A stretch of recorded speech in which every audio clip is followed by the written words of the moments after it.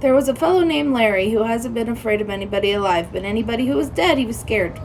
One night, Larry went out driving in the country in his old Jeep, and he caught sight in a bad thunderstorm. The rain was coming down in sheets. Since his Jeep didn't have a top to it, Larry started looking for a place for shelter.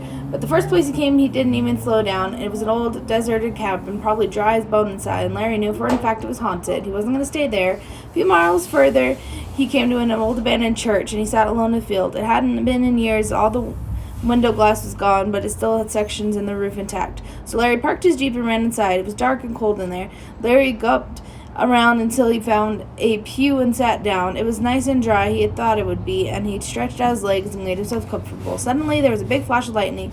Larry saw he wasn't the only one in church. There were people sitting there in almost every pew. They had their heads bowed and they were praying. They were all dressed in white. These must be ghosts sitting in the shrouds, Larry thought. Larry jumped and ran down the aisle as fast as he could, right smack into one of the ghosts, and the ghost, he went, "Bah!" They were sheep.